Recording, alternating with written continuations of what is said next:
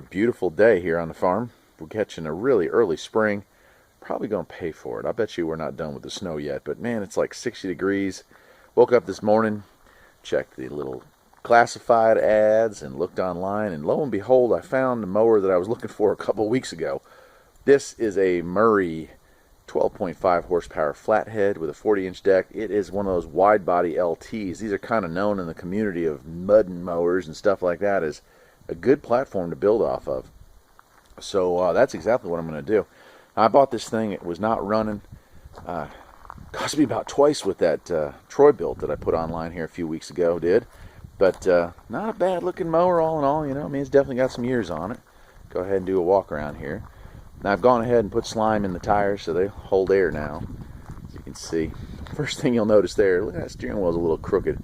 Looks like it took maybe something heavy dropped on it or something. I'm not sure what happened there, but it does drive. I'll tell you here in a second.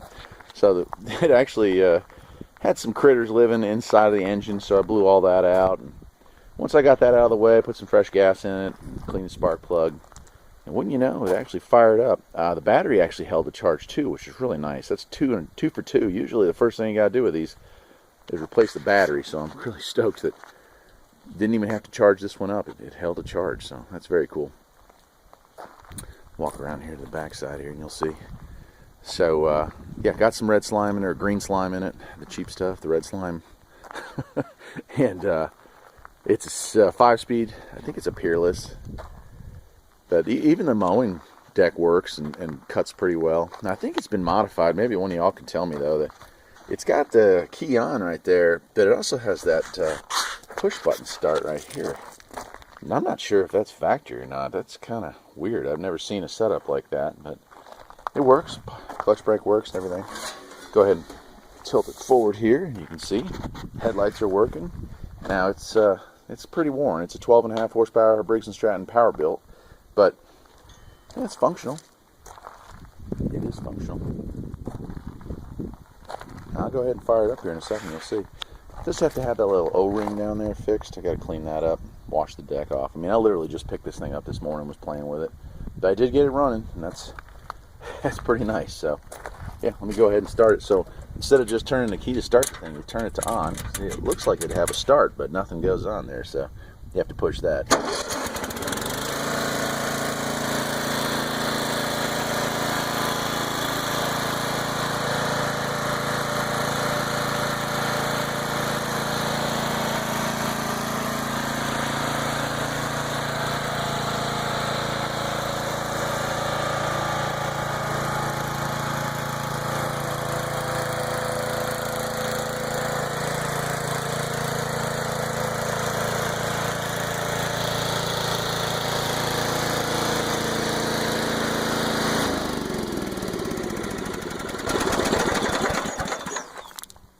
See here. I don't know if that shows up or not. Probably didn't focus. There we go. Maybe somebody can tell me how old that is. This thing does look like an older unit. Let me see if I can find the serial number. I haven't even looked yet. There we go. Maybe one of y'all can tell me that. I know Craftsman serial numbers pretty well, but there we go.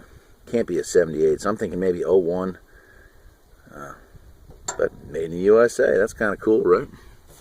Anyway, my plans for this are the plans I had for that Troy built I picked up, but that thing is just way too nice, so I won't be doing anything to it. Hope you enjoyed the video, and if you did, please like and subscribe, because there'll be many more just like it.